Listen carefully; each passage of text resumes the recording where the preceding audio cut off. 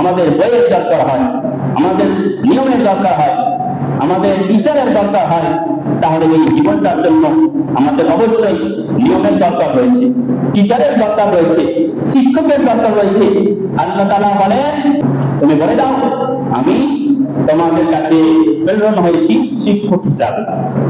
মুআজ্জাজ নবী পাক সাল্লাল্লাহু আলাইহি ওয়াসাল্লাম যেটা আমাদেরকে বলে দিয়েছেন, শিখিয়ে দিয়েছেন, সেটা আমরা ফলো করব, সেটাই আমরা মেনে নেব। যদি তা করতে পারি তাহলে কালকেও যখন মুসলমান কিঞ্চিত পরিমাণে ছিল তখনও কামিয়াব ছিল, আর কোটি কোটি অবস্থায় যদি আমরা নবীকে স্মরণ করি আজকেও কামিয়াব হব, ইনশাআল্লাহ কিয়ামত পর্যন্ত কামিয়াব হতে পারবো। তবে শর্ত হচ্ছে এটাই, যেই নবীর আমরা কালেমা পড়ি, যেই নবীর আমরা গুণগান গাই, যেই নবীর নারা লাগাই, যেই নবীর ভালোবাসা আমরা দাবি করি, সেই নবী সুন্নাতকে, সেই নবীর কথাকে, সেই নবীর আদেশকে, সেই নবীর উপদেশকে আমাদেরকে দিল জান থেকে মেনে নিয়ে সেটার উপরে আমল করতে হবে। আল্লাহ তাআলা পবিত্র কালামে পাকের মধ্যে ইরশাদ করেন, ওয়া মান ইয়াতাওয়াক্কাল আলাল্লাহ ফাহুয়া হাসবু, যে আল্লাহর উপরে ভরসা করে নেবে আল্লাহ তাআলা তার জন্য যথেষ্ট।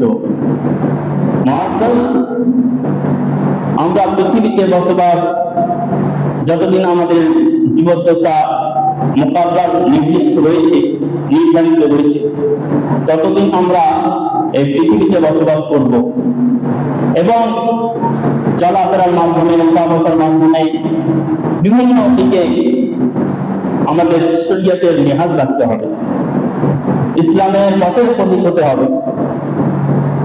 কোরআন ও হাদিসের যেই পথ, সেই পথে চলতে হবে। যদি আমরা মনে করে নিই যে আমরা শরীয়তের পথে চলতে পারবো না, তাহলে এটা ভুল ধারণা হবে। আর এটা যদি মনে করি যে শরীয়তের পথে চলা খুবই সহজ, নিজের ইচ্ছার মতো চলা, এটাও ভুল ধারণা হবে।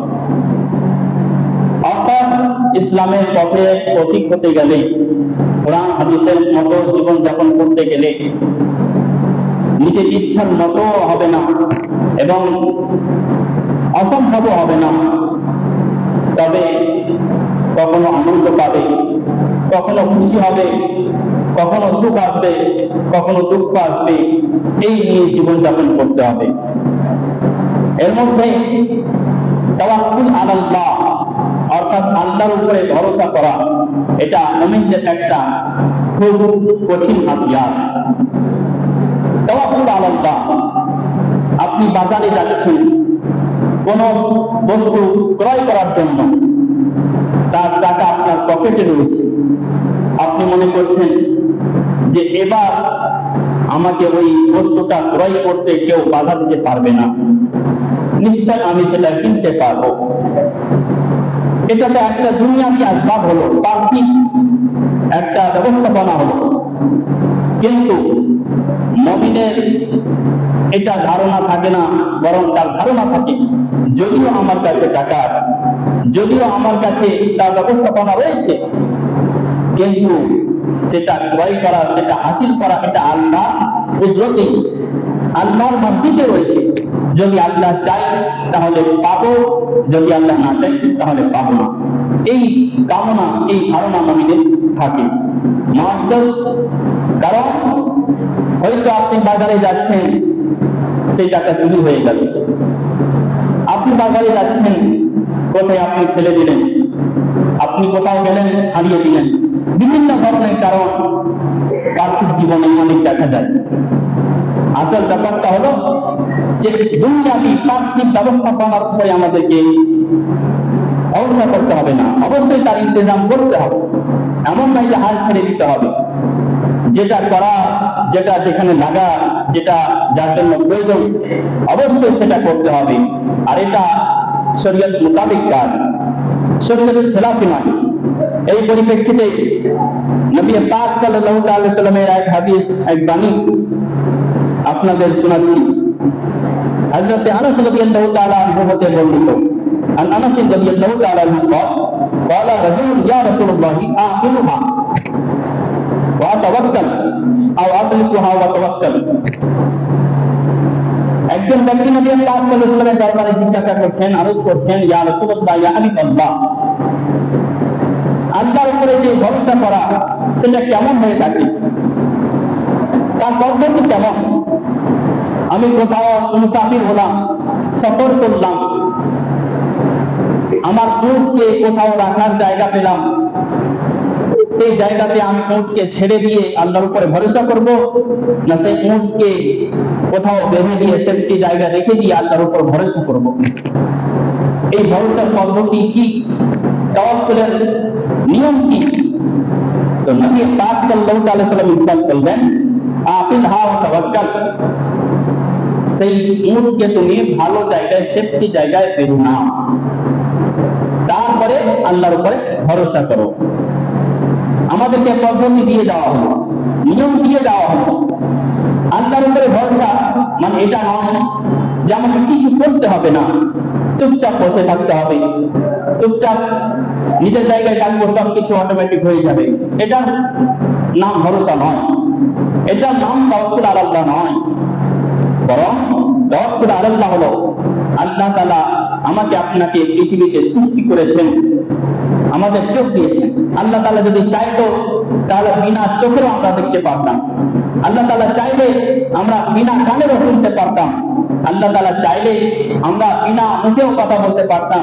কিন্তু আল্লাহ তাআলা আমাদেরকে মুখ দিয়েছেন, চোখ দিয়েছেন, হাত দিয়েছেন, বিভিন্ন অঙ্গ প্রত্যঙ্গ দিয়েছেন, যেটা আমরা ব্যবহার করি, একটা পার্থিব নিয়মে চলি, সেই নিয়ম মোতাবেক কাজ করি এবং তার সাথে নির্দেশনা দিয়ে দিয়েছে। আমরা দোকানে গিয়ে কোথাও কোনো ভালো জিনিস যখন ক্রয় করি, তার সাথে একটা কাগজ বা চিরকুট বা তার নির্দেশনাবলী বিজ্ঞপ্তি সাথে থেকে যায়। উদাহরণস্বরূপ একটা মোবাইল কিনলাম, তার সাথে একটা কাগজে লেখা থাকে তার ব্যাটারির ভ্যালু কতটা, তার রাম কতটা, সেটা কতক্ষণ পর্যন্ত ব্যবহার করা প্রযোজ্য এবং কোন কোন বস্তু থেকে তাকে দূরে রাখতে হবে, আগুন থেকে দূরে রাখতে হবে, ওয়াটার পানি থেকে দূরে রাখতে হবে। এইরকম বিজ্ঞপ্তি, এরকম তার নিয়মাবলী দিয়ে দেওয়া হয়। তা একবার ভেবে দেখুন, একটা ছোট্ট বস্তু, দুনিয়াবি একটা জিনিসের জন্য এতটা নিয়মাবলী থাকে যে কোথায় তাকে ব্যবহার করতে হবে, কোথায় তাকে রাখতে হবে, কোথায় তাকে বাঁচাতে হবে। যদি একটা সামান্য বস্তু এত নিয়মাবলী থাকে, আমাদের একটা জীবন যার ফয়সালা হবে জান্নাত বা জাহান্নাম, এবং শুধু একদিন দুই দিনের জন্য নয়, বরং চিরস্থায়ী যেখানে আমাদেরকে থাকতে হবে, সেটার ফয়সালা হবে। তো আমাদের জন্য কি একটা নিয়মাবলী দরকার নেই? আমাদের জন্য কি একটা বিজ্ঞপ্তি দরকার নেই? আজকে অবশ্যই আছে। আর এটা আল্লাহ তাআলা আমাদেরকে দিয়েছেন। সেটা কি? আল্লাহ তাআলা বলেন, যালিকাল কিতাবু লা রাইবা ফীহি হুদাল লিল মুত্তাকিন। আমি এই কিতাব দিয়েছি যেখানে কোন রকম সন্দেহ পাবে না, এবং এটা মুত্তাকি অর্থাৎ ঈমানের পথের পথিকদের জন্য এটা সুদর্শন এবং নিদর্শন, নির্দেশনাবলী, উপদেশমূলক এখানে সবকিছু উল্লেখ হয়েছে। মুআজ্জাজ। আবার কিতাব দেওয়ার পরে ডাইরেক্ট যদি কিতাব দ্বারা সবকিছু শিখে যেত, তাহলে তো বাড়িতে কিতাব বই করে নিজে নিজে মাস্টার হয়ে যেত, নিজে নিজে ডাক্তার, ইঞ্জিনিয়ার, লয়ার, বিভিন্ন ধরনের সবকিছু হয়ে যেত, আলিম, হাজিব, মুফতি, মুহাদ্দিস, মুদাক্কিক, মুহাক্কিক ইত্যাদি। কিন্তু না, কিতাবের সাথে প্র্যাকটিক্যালে সেটা সেখানে বলা দরকার।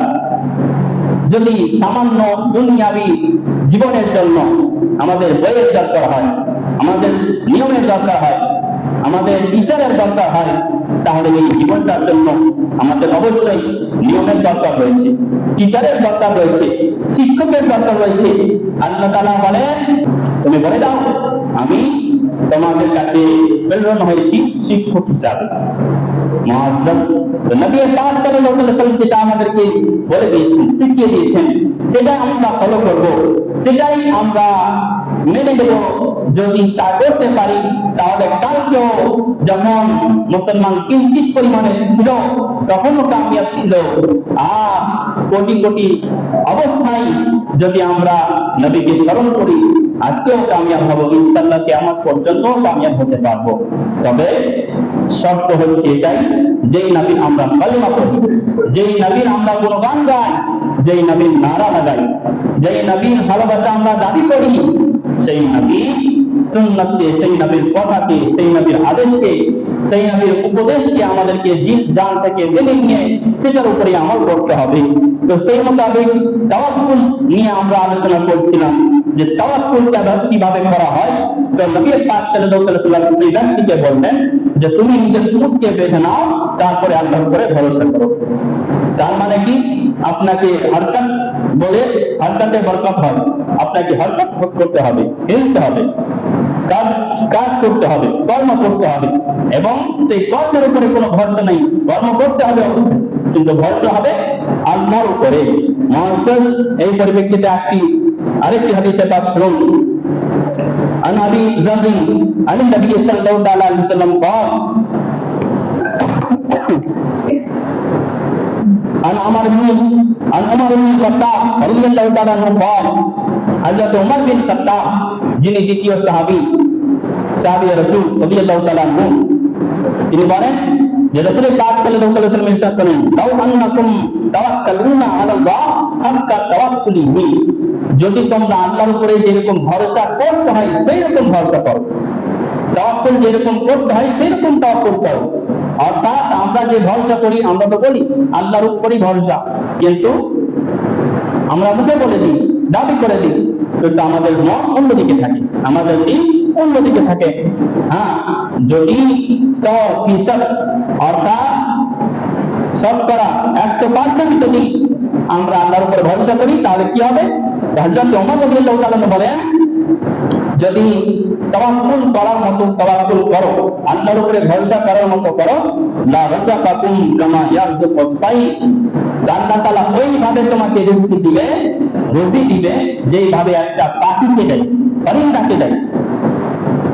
তাকু খিমাসান ওয়া তারহু বিদাম, একটা পাখি যখন সন্ধ্যা হয়ে যায় নিজের বাসা ঘুরে আসে, তো এমন নয় যে সে দুই হাতে ব্যাগ নিয়ে আসে নিজের বাসায়, মাথায় পুটলি নিয়ে আসে, পায়ে কিছু টেনে হিঁচড়ে নিয়ে আসে, না, এরকম কোনো ব্যাপার থাকে না। একটা পাখি যখন নিজের বাসায় সন্ধ্যাবেলায় নিজের ঘরে আসে, বাসায় আসে, তো তার না হাতে কিছু থাকে না মুখে কিছু থাকে, কিন্তু পেটটা ভরে আসে, পেটটা ভরে থাকে। আবার যখন সকাল হয়, তো রাত্রে কিছুই ছিল না তার কাছে, সকালে বেরিয়ে গেল, খালি পেটে বেরোলো, পেটে কিছু নেই, আর বাসাতেও কোনো জোগাড় নেই। আমরা তো 1 মাস 2 মাস 1 বছর 2 বছরের খাবারও জোগাড় করে রেখে দিই, বাজার করে রেখে দিই, কিন্তু পরিন্দা চরিন্দা কীট পতঙ্গ এরা জমা করে রাখে না, সন্ধ্যাবেলায় নিজের বাসায় ফিরে যায়। যখন সকাল হয়, সকালে খালি পেটে বের হয়, বের হওয়ার পরে সারাদিন চলে গেল, দিন শেষ হয়ে গেল, দিন শেষে আবার যখন সে বাসায় ফিরে, তো বেরিয়েছিল খালি পেটে, কিন্তু আবার শিকাম শের হয়ে পেট ভরে আবার নিজের বাসায় ফিরে যায়। এটা একদিনের ব্যাপার নয়, যতদিন ওই পাখিটার দুনিয়াতে থাকে, তার জীবন থাকে, ততদিন আল্লাহ তাআলা তাকে রিজিক দিতে থাকে। হযরত ওমর রাদিয়াল্লাহু তাআলা বলেন, যদি তাওয়াক্কুল করার মতো তাওয়াক্কুল করো, আল্লাহর উপরে ভরসা করার মতো আল্লাহর উপরে ভরসা করো, তাহলে একটা পাখির মতো তোমাকে রিজিক দিবে। কারণ তোমরা দেখছো একটা পাখি সকালে খালি পেটে বের হয়, আর সন্ধ্যায় ভরা পেটে সে বাসায় ফিরে যায়। সুবহানাল্লাহ। মুআজ্জাজ, তো আমরা এই হাদিস থেকে কি শিক্ষা অর্জন করলাম? যে দুনিয়াবী জীবনে, পার্থিব জীবনে আমাদের কর্ম করতে হবে, দুনিয়াবী হোক বা অপরবীয় হোক, দুটোই কাজ করতে হবে। কখনো বাজারে যেতে হবে নিজের পেটের জন্য, তবে বাজারের নিয়মাবলীও রয়েছে, ধোঁকা দিতে হবে না, মিথ্যা বলতে হবে না, ওজন কম বেশি করতে হবে না, ন্যায় বিচার করে ন্যায়ভাবে ব্যবসা বাণিজ্য করতে হবে। সেই বাজার থেকে আবার ঘুরে যখন আসি, ভালোভাবে তেজারাতের নিয়ম আমাদের কিতাবের মধ্যে রয়েছে, শরীয়তের মধ্যে কি নেই, আপনার রাস্তায় কিভাবে চলবেন সেটাও বলা আছে, বাজারে কিভাবে প্রবেশ করবেন সেটাও বলা আছে, কিভাবে মানুষের সাথে কথা বলবেন সেটাও বলা আছে, পাড়া প্রতিবেশীর সাথে কেমন ব্যবহার করবেন সেটাও বলা আছে, আওলাদের তারবিয়ত কেমন করবেন সেটাও বলা আছে, এমনকি বাথরুমে যাবেন পানি কিভাবে খরচ করবেন সেটাও বলা আছে। শুরু থেকে শেষ পর্যন্ত আমার ইসলাম সবকিছু জানিয়ে দিয়েছে, সবকিছু বলে দিয়েছে। কিন্তু আমরা ছাগলের দলের মতো যখন রখওয়ালা ছাগল চড়ানোওয়ালা তার সেফটির জন্য ঘুরায়, তখন ছাগল এই দিক থেকে ওই দিক, ওই দিক থেকে এদিক ছুটাছুটি করে। আমাদের অবস্থা তাই হয়ে গেছে। আজকে আমরা নিজের পথ ছেড়ে, ইসলামের পথ ছেড়ে, নবী পাক সাল্লাল্লাহু আলাইহি ওয়াসাল্লামের পথ ছেড়ে, কথা ছেড়ে আমরা যখন এই দুনিয়াতে ছুটাছুটি করি, তো না আমরা মঞ্জিল এইদিকে পাই, না ওইদিকে পাই, না পূর্বে পাই, না পশ্চিমে পাই। যখন আমরা একাগ্রতা হয়ে দিলকে ঠান্ডা করে আল্লাহ এবং তার রাসূলকে ভালোবেসে আল্লাহর উপরে ভরসা করে মেনে নিব, হে আল্লাহ তুমি যে অবস্থায় রেখেছো আমাকে, এটা আমার জন্য সব থেকে বেটার, সব থেকে উত্তম। শেখ সাদি আলী রহমান ঘটনা আপনার লেখেন যে একদিন আমার পায়ে জুতো ছিল না, চলতে চলতে একটা পাথরে ধাক্কা লেগে পা ফেটে যায়, পায়ে আঙুল দিয়ে রক্ত বের হয়। আল্লাহর কাছে আবেদন করলাম, ইয়া আল্লাহ এত অসহায় আমি, এতই অসহায় যে একটা এত গরম বুকের মধ্যে আমার জুতো নেই আর পা ফেটে গেল। কিছু দূর গিয়ে মসজিদের কাছে একটা ফকির বা গরিব মানুষ বসে আছে যার দুটো পাই নেই, দুটো পা নেই। যখন সেটা দেখলো সঙ্গে সঙ্গে মসজিদের ভিতরে প্রবেশ করে তিনি সাজদাতে চলে গেলেন, ইয়া আল্লাহ আমার দুটো নাই কি হলো, দুই পা যার নাই তার থেকে আমাকে অনেক বেটার বানিয়েছো, অনেক বেটার বানিয়েছো। ওই বইয়ের জায়গায় তুমি চাইলে আমাকে তৈরি করতে পারবে, আমাকে রাখতে পারবে, কিন্তু ওই জায়গায় আমাকে রাখুনি, আমাকে তো পা বাঁধা হাত বাঁধা ওরা বানিয়েছো। ইয়া আল্লাহ এই নিয়ামতে তোমার শুকরিয়া আদায় করতে পারবো না, যে ভিতর কি ভাবনা, আল্লাহ আমাকে ক্ষমা করে দাও। বোঝা গেল আমরা যেই অবস্থায় থাকি না কেন সেই অবস্থাকে আমাদের জন্য একেবারে বেটার মানতে হবে, সব থেকে উত্তম মানতে হবে।